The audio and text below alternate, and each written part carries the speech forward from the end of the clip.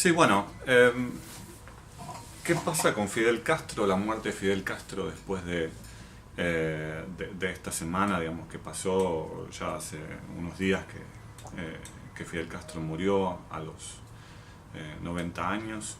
Eh, es importante recordar ciertas cosas, me parece, con respecto a Fidel. Una de las cosas es que, bueno, estamos hablando de uno de los, digamos, un ser humano éticamente hablando. Digamos, yo creo que es importante recordar que fue uno de los pocos, digamos, líderes políticos, revolucionarios, que realmente ha sido una ética humana en el sentido de la palabra, en el sentido ético de, digamos, tener conciencia por el otro, tener conciencia de las relaciones de poder que digamos, que se han formado en el mundo desde hace 500 años, desde la colonización de las Américas, ¿no? Por parte de Europa.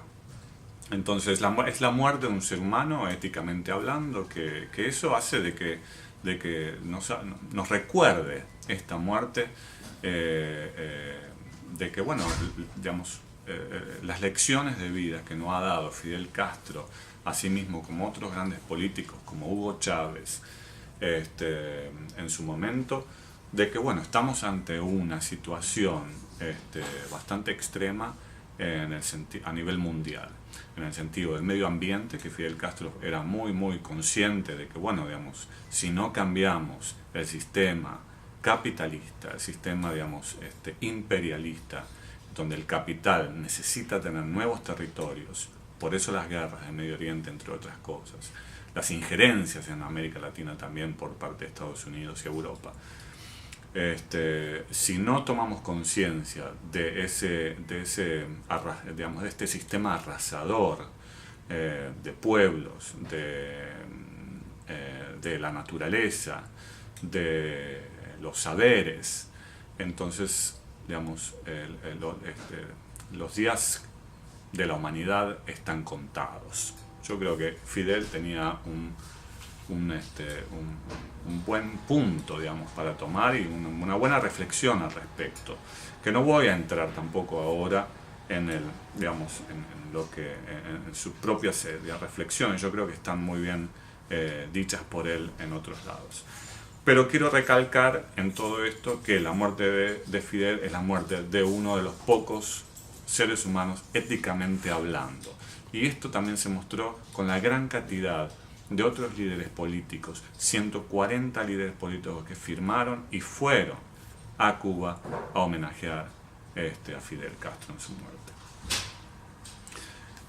Eso por un lado. La liberación también. Fidel, así como otros líderes políticos, y quiero recordar, digamos, especialmente Hugo Chávez, que era, digamos, la persona, su mano derecha, se podría decir, en el continente, ¿no? Digamos, de América Latina,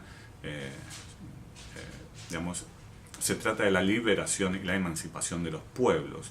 Fidel Castro estuvo muy metido en diferentes conflictos en África y obviamente en América Latina también.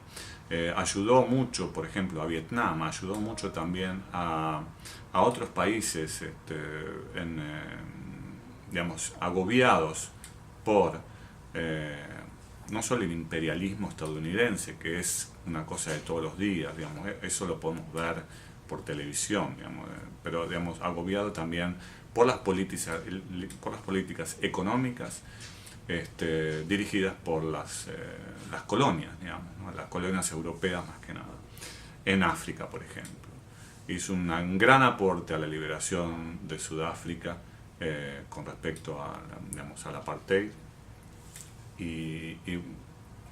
Digamos, en ese caso hay que recordarlo como un gran anticolonialista, una persona antiimperialista, una persona dedicada a la liberación y la emancipación de los pueblos oprimidos por diferentes sistemas, ¿sí?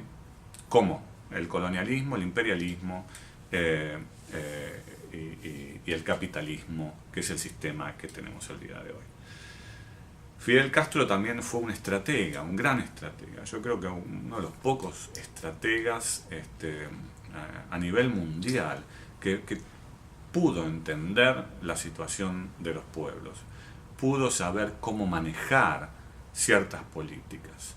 Digamos, el día de hoy, por lo menos acá en Suecia, de donde estoy hablando, todavía se lo ve desde un perfil bastante burgués y hasta podría decir fascista, en el sentido de que, digamos, lo culpan por falta de derechos humanos, lo culpan por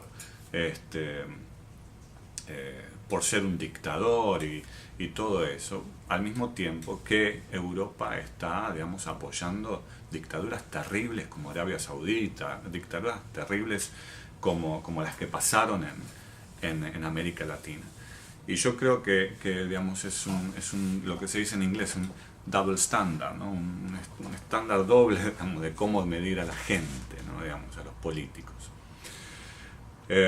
Y eso hace de que bueno, digamos, la gran mayoría, digamos, de las historias que se dan en televisión, en las historias digamos, en los artículos que salen en los diarios, sean bastante, digamos, partidarios por esto de que Fidel era un dictador. Yo creo que no era un dictador, yo creo que era un gran hombre que quería la liberación de los pueblos en un mundo que es dictador. En un mundo que es totalmente injusto, totalmente, digamos, avallazador, totalmente, digamos, totalmente en el sentido de que, digamos, que la única historia que se le da a la gente es la historia del poderoso. Y es ahí, cuando te dan la historia de él, parte del poderoso, bueno, también estás comprando todos los valores y toda la moral que viene de los poderosos. Y yo creo que Fidel tenía no solo la astucia, pero la gran inteligencia de entender eso. Y de entender, entre otras cosas, que hay que dar otras historias y que hay que dar la batalla. Y él hablaba mucho de que la batalla es la batalla de las ideas. A mí es algo que me marcó mucho, todo eso. Dar la batalla de las ideas. Es sobre el campo de las ideas donde tenemos que darle al imperialismo, al capitalismo y al colonialismo que sigue todavía vigente. Hay que darle por ese plano mucho.